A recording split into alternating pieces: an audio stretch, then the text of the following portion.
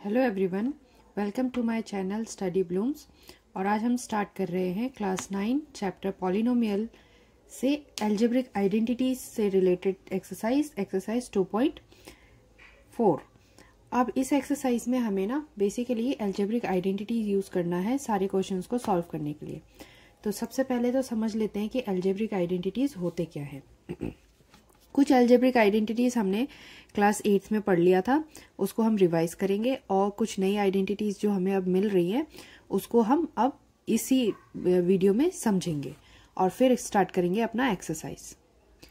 तो पहली आइडेंटिटी जो थी, अगर मैं वेरिएबल x प्लस वाई ले लूँ तो x प्लस वाई का होल स्क्वायर, ये जिसको कि हमने समझा हुआ है x plus y multiply by x plus y के रूप में, तो ये हमें आइडेंटिटी बना कर देता है x square plus 2xy plus y square. ऐसे ही दूसरी आइडेंटिटी हमारे पास है x माइनस वाई का होल स्क्वायर, तो इससे हमें मिलता है x square minus 2xy plus y square. ये दोनों ही आइडेंटिटी लगभग सेम है, सिर्फ इस माइनस की वजह से 2xy के आगे लगा हुआ प्लस माइनस हो गया, बस इतना ही फर्क है। फिर हमारा थर्ड आइडेंटिटी है, अब x प्लस ए एक्स प्लस बी का अगर होल स्क्वायर हो तो हम कैसे फाइंड करेंगे। तो इस समय क्योंकि दोनों हमारे पास अलग अलग एक्सप्रेशन है तो होल स्क्वायर तो नहीं लिख सकते, लेकिन इसको भी हम अभी मल्टीप्लिकेशन और एडिशन का जो रूल है, distribution of multiplication over addition, उस रूल के हिसाब से इसे सॉल्व करते हैं तो हमें एक सिंपल आइडेंटिटी निकल कर आती है, that is x square plus a plus b x into में x है प्लस a इंटू बी। और सबसे सिंपल और सबसे इंटरेस्टिंग आइडेंटिटी ये है x minus y x plus y, यानी कि एक बार माइनस में एक बार प्लस में, ये हमें देता है x square minus y square. तो ये चार आइडेंटिटीज वो हैं जो तुमने 8th स्टैंडर्ड में पढ़ रखी है। अब इस चैप्टर के थ्रू तुम्हें और आइडेंटिटीज मिल रही है, वो इस प्रकार है। फिफ्थ आइडेंटिटी बनती है x plus y plus z का होल स्क्वायर। अब देखो, जैसे x प्लस वाई का होल स्क्वायर था, दिस x प्लस वाई का होल स्क्वायर था, तो x square plus 2xy plus y square था। तो ये जो 2xy है ये एक इंपॉर्टेंट रोल प्ले करेगा इस आइडेंटिटी को भी फाइंड करने में। इधर एक्स वाई जेड है और वो भी स्क्वायर में है, तो होता यह है कि हमें एक्स स्क्वायर मिलता है, उसके बाद वाई स्क्वायर भी मिलता है और जेड स्क्वायर भी मिलता है, और साथ में ये जो 2xy वाला पैटर्न है वो तीनों के लिए मिलता है। तो हम इस तरह से लिख सकते हैं 2xy 2yz प्लस 2xz। तो हुआ वही चीज है, पर क्योंकि 3 वेरिएबल है इसलिए तीनों के लिए स्क्वायर्स मिले, तीनों के लिए 2 टाइम्स ऑफ ऑल्टरनेट ले लो, कोई 2 एक टाइम पे, तो एक्स वाई एक बार ले लिया, एक बार वाई जेड और एक बार एक्स जेड। तो ये हमारी आइडेंटिटी है x plus y plus z का होल स्क्वायर। आइडेंटिटी नंबर 6 अब हम करेंगे क्यूब के लिए। तो हमारे पास है एक्स प्लस वाई का होल क्यूब। होल क्यूब आ रहा है, इसका मतलब कि हमें x plus y multiply by x plus y multiply by x plus y करना है। तो जब हम ऐसा करते हैं तो हर बार इसको चेक करने की जरूरत नहीं है, एक जनरल हमारे पास एक्सप्रेशन बन जाता है, that is x cube plus y cube plus 3xy and x plus y in the bracket. तो ये हो गया x प्लस वाई का होल क्यूब। ऐसे ही फिर x माइनस वाई का होल क्यूब आएगा, तो वो कैसे आता है x माइनस वाई का होल क्यूब। माइनस है तो इसके लिए अभी एक आया, इसका जो आइडिया है वो मैं एक बार दे दूं पहले, x cube minus y cube minus 3xy and x minus Y.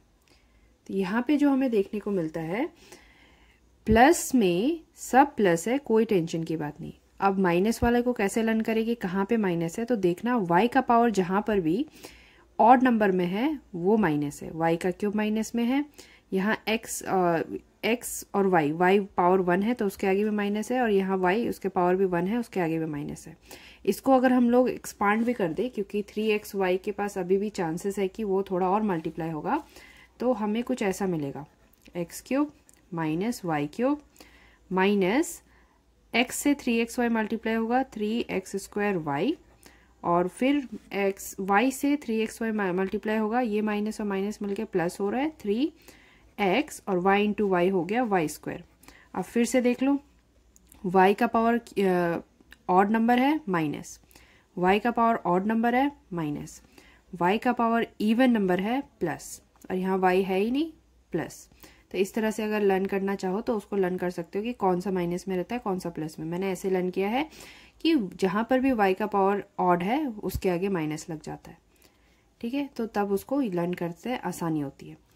खैर, अब आते हैं इसके आखिरी आइडेंटिटी पे जो इस चैप्टर में हमको पढ़ना है। ये आइडेंटिटी एक्सरसाइज में भी मिलेगा, तो इसको फिर ज़्यादा अभी समझने की ज़रूरत नहीं है, बस हम इसको अभी लिख देते हैं और जब आइडेंटिटी हमें क्वेश्चन में मिलेगा तो हम उसको प्रॉपर सॉल्व करेंगे। तो ये है x³ plus y³ plus z³ minus 3xyz equals to x plus y plus z x² plus y² plus z² minus xy minus yz minus zx bracket में। सो ये आइडेंटिटी है इस एक्सप्रेशन के लिए। अगर कभी भी कोई एल्जेब्रिक एक्सप्रेशन इस फॉर्मेट में हो कि उसके पास x³ है, y³ है, z³ है और माइनस करके तीनों का प्रोडक्ट विथ 3 भी है, तो इसे हम इस तरह से लिख सकते हैं। अब ये जो लिखने का तरीका है ना, इसको ऐसा लिखना, इसे कहते हैं फैक्टराइज फॉर्म में लिखना। हमने जो ऊपर आइडेंटिटीज लिखी ना, ये सब हमने एक्सपांड फॉर्म में लिखा। देखो, ये फैक्टर्स फॉर्म में था, प्रोडक्ट में लिखा हुआ है ना, तो ये फैक्टर फॉर्म में था, हमने उसको एक्सपांड किया। ये भी फैक्टर फॉर्म में, इसे एक्सपांड कर रहे हैं। ये भी दोनों फैक्टर्स के फॉर्म में थे, हमने उन्हें एक्सपांड किया। ये दोनों फैक्टर्स के फॉर्म में एक्सपांड किया, फैक्टर्स के फॉर्म में एक्सपांड, फैक्टर्स के फॉर्म में है उसे भी एक्सपांड हो रहा है, क्योंकि यहाँ पे 3 फैक्टर्स है। देखो, 3 ब्रैकेट में आ रहा है, मतलब 3 फैक्टर्स। फिर यहाँ पर x माइनस वाई का होल क्यूब, वो भी हमने एक्सपांड किया। इस वाले में उल्टी तरफ से लिखा हुआ है। अब ये उल्टी तरफ का मतलब क्या है कि कभी क्वेश्चन इस तरीके से भी आएगा, हमें ये फॉर्मेट भी दिया हो सकता है। इस फॉर्मेट में मिल रहा है, मतलब ये ऑलरेडी एक्सपांड फॉर्म में है और तुम्हें क्वेश्चन में बोला होगा फैक्टराइज करो, तो हमें यहाँ पहुंचना होता है। कुछ भी सॉल्यूशन करके, उसमें थोड़ा बहुत मेहनत करके हमें वहां पहुंचना है। अगर इस फॉर्मेट में दिया है, ये फिर से एक्सपांड है, तो वो कहेंगे फैक्टराइज करो इसे, तो हमें यहाँ पहुंचना होता है। सेम सिचुएशन ये वाला है, इसमें भी हमें यहाँ पहुंचना होता है। अगर किसी को मिडिल टर्म स्प्लिटिंग समझ में आती है तो एक बात बता दो कि मिडिल टर्म स्प्लिटिंग इस फॉर्मेट को फॉलो करता है। जब भी हम मिडिल टर्म स्प्लिटिंग करते हैं तो हम बीच वाले टर्म को ऐसे 2 नंबर्स में तोड़ते हैं जिनका प्रोडक्ट पहले और आखिरी के कोफिशिएंट्स के बराबर हो जाता है, तो वो इस आइडेंटिटी से आता है। फिर x माइनस वाई और x प्लस वाई अगर इस फॉर्मेट में दिया तो हम इस तरह से फैक्टराइज कर सकते हैं। सिमिलरली इस फॉर्मेट में अगर मिलता है तो फैक्टराइजेशन हो जाएगा। इस चैप्टर में यही करना है, हमने कभी फैक्टराइजेशन करना है, कभी एक्सपैंड करना है। अगर तुम्हें ये चीज़ क्लियर है कि किसे एक्सपांड कह रहे हैं, किसे फैक्टराइज करना कह रहे हैं, तो फिर ये आइडेंटिटीज को यूज करके तुम इस एक्सरसाइज के सारे क्वेश्चंस बहुत आराम से सॉल्व कर सकते हो। तो अब स्टार्ट करेंगे इसकी एक्सरसाइज। अब करते हैं एक्सरसाइज 2.4 का पहला क्वेश्चन। क्वेश्चन कह रहा है use suitable identities to find the following product. तो ये हमारे पास 2 एक्सप्रेशन है, x+4 और x+10। इनका प्रोडक्ट हमें फाइंड करना है एक सुइटेबल आइडेंटिटी यूज करके। अभी देखो, जब हम प्रोडक्ट फाइंड कर रहे हैं तो इसका मतलब हम इसको एक्सपांड करने वाले हैं, ये फैक्टर के फॉर्म में लिखा हुआ है। तो हमारे को आइडेंटिटी कैसे वाली यूज करनी पड़ेगी, ये हमारे को x+a और x+b के फॉर्म में दिख रहा है। तो x+a x+b को हम कैसे लिखते थे, x² plus a plus b के प्रोडक्ट में फिर से x और फिर प्लस a इंटू b। तो ऐसे ही हमें अभी क्या मिल रखा है, x+4 मिला हुआ है और इसे प्रोडक्ट करना है x+10 से। तो देखो, x की जगह x है, ठीक है, a की जगह 4 है, x की जगह फिर से x है और b की जगह 10 है। तो इसी को साथ साथ लेते हुए अभी देखो x की जगह x, तो यहाँ पर x की जगह x का स्क्वायर, ठीक है। a की जगह हमारे पास 4 था तो 4 रख दिया, b की जगह हमारे पास 10 था, 10 रख दिया, मल्टीप्लाई बाय x, x की जगह x है दोनों ही केस में, यानी कि वापस से x, और फिर a की जगह क्योंकि 4 है और b की जगह 10 है तो हम लिख देंगे 4 इंटू 10। तो हमारा एक्सप्रेशन बन रहा है x square plus 4 plus 10 14, 14 into x 14x plus 4 into 10 40। तो ये हो गया पहला प्रोडक्ट तैयार। ऐसे ही हमें सेकेंड प्रोडक्ट भी करना है। अब नेक्स्ट क्वेश्चन में देखो x प्लस 8 और x माइनस 10 है।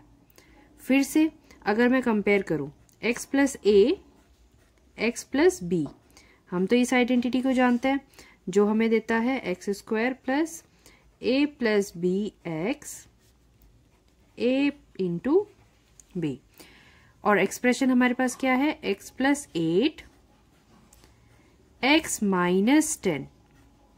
अब अगर कंपैरिजन करते हैं तो x की जगह x है, फिर से कोई दिक्कत नहीं है, a की जगह 8 है, ओके चल जाएगा, x की जगह फिर से x है, कोई प्रॉब्लम नहीं है, लेकिन b की जगह देखो 10 है और आगे माइनस भी है। तो क्योंकि हमारे पास आइडेंटिटी प्लस वालों के लिए है तो ये जो 10 के आगे माइनस चल रहा है ना, ये माइनस 10 के साथ चलेगा, जहां भी तुम 10 को पुट करोगे उसको माइनस के साथ पुट करोगे, और आइडेंटिटी में अब जहां भी b आने वाला है वहां माइनस 10 आने वाला है। क्यों? क्योंकि ये कुछ ऐसा दिखेगा x प्लस ब्रैकेट में माइनस 10, तो तब ये आइडेंटिटी को फॉलो करेगा क्योंकि बीच में वहां क्या है प्लस है, तो उस प्लस के होने के कारण ये है कि b हमारा माइनस 10 है। तो अब इसको अप्लाई करते हैं। तो जब मैं इसे अप्लाई कर रही हूँ देखो x तो x ही था, फिर से x की जगह x लिखो, कभी x की जगह 2x हो सकता है तब उसको 2x का होल स्क्वायर करना पड़ता, पर फिलहाल नहीं है। फिर a की जगह 8 है, b की जगह माइनस 10 है, इंटू x प्लस a की जगह 8 है और b की जगह माइनस 10 है।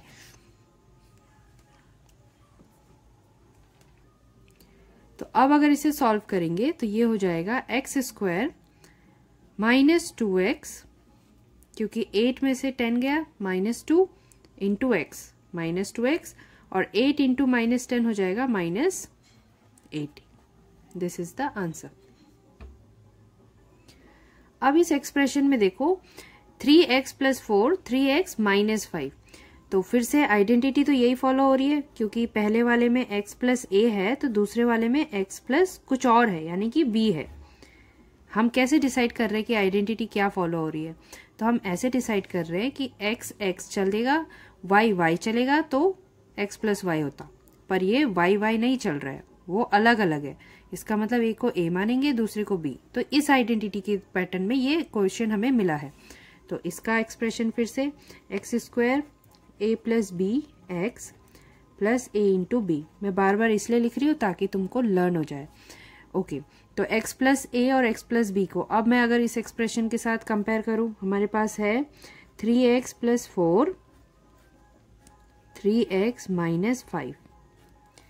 तो देखो कंपैरिजन में x की जगह है 3x, a की जगह है 4, फिर x की जगह है 3x और b की जगह है 5। तो अब क्या मिल रहा है हमें?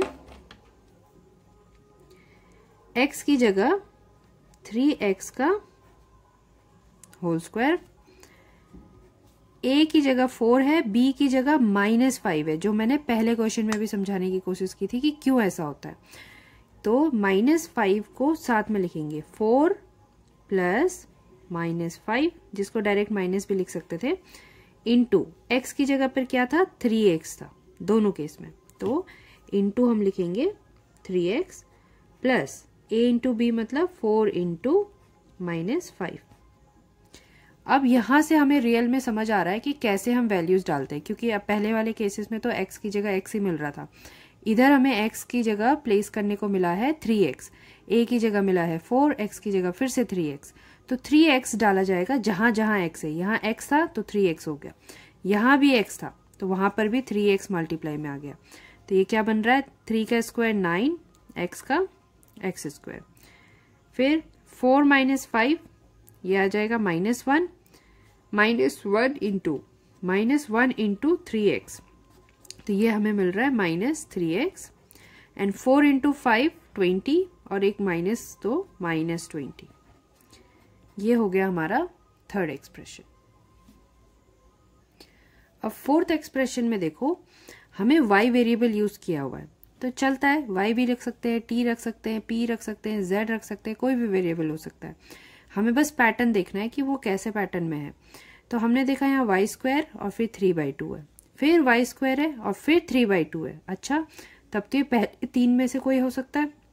देखिए प्लस है, यहाँ प्लस नहीं है, ओके, यहाँ माइनस है, वहाँ माइनस नहीं है, okay.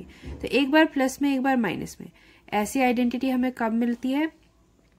x plus y, x minus y में, और वो किसके बराबर होता है? x² माइनस y² के बराबर। तो हमें कैसे समझ आ रहा है?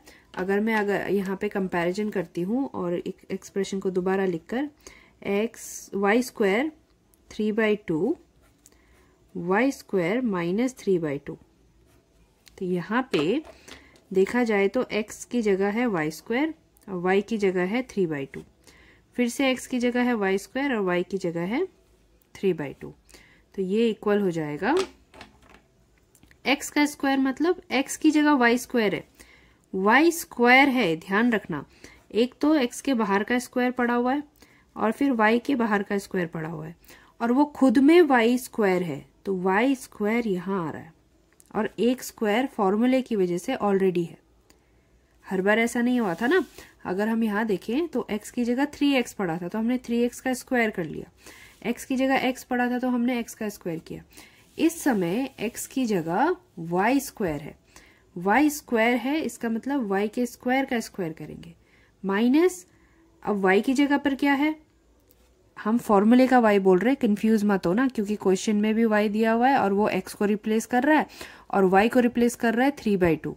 तो अब y की जगह हम लिखेंगे 3/2 होल स्क्वायर, तो स्क्वायर का स्क्वायर मल्टीप्लाई होता है, 2 2 ज़ा 4, तो ये हो गया y का पावर 4, माइनस 3 का स्क्वायर इज 9, 2 का स्क्वायर इज 4। तो ये हो गया हमारा क्वेश्चन नंबर 4। अब क्वेश्चन नंबर 1 का आखिरी एक्सप्रेशन जो हमें कंप्लीट करना है प्रोडक्ट, वो है। अब इसे देखो, पहले वाले में वेरिएबल नहीं है, नंबर है, और दूसरे वाले में वेरिएबल है विद अ कोएफिशिएंट 2। पहले पैटर्न देख लेते हैं। x, हाँ x की जैसा ही है, मतलब सेम है, y भी y के जैसा है, सेम है, ठीक है। ये माइनस है, ये प्लस हो गया, ओके। तो कौन सी आइडेंटिटी है? फिर से वही आइडेंटिटी है, एक बार माइनस में है, एक बार प्लस में। तो हम अभी यूज करेंगे x minus y, x plus y का प्रोडक्ट। तो हमने पहले x plus y, x minus y लिखा था, कोई फर्क नहीं पड़ता, प्रोडक्ट में आगे पीछे लिखने से कोई फर्क नहीं पड़ता, आइडेंटिटी सेम रहती है। x माइनस वाई लिखो पहले और x प्लस वाई लिखो बाद में। आंसर है x² माइनस y²। कंपैरिजन करते हैं। अगर मैं कंपेयर करूं तो x की जगह अभी 3 है, y की जगह है 2x। अच्छा, ये ध्यान देना, माइनस माइनस चल रहा है ना दोनों, तो इसका मतलब 2x का माइनस नहीं है वो, अब वो फॉर्मूले का माइनस है, तो इसलिए यहाँ पर y को सिर्फ 2x मान के चलेंगे। फिर ऐसे ही x की जगह 3 है, y की जगह 2x है, बीच में प्लस है, कोई टेंशन की बात नहीं। तो अब अगर इस एक्सप्रेशन को लिखें जैसे 3 minus 2x and 3 plus 2x, तो हमें पता है x को रिप्रेजेंट कर रहा है 3, तो 3 का स्क्वायर, माइनस y को रिप्रेजेंट कर रहा है 2x का होल स्क्वायर, तो ये बन जाएगा 3 का स्क्वायर इज 9, माइनस 2 का स्क्वायर हो गया 4 और x का x², तो ये हो गया 9 माइनस 4x²। तो इस तरह से क्वेश्चन नंबर 1 कंप्लीट हो गया।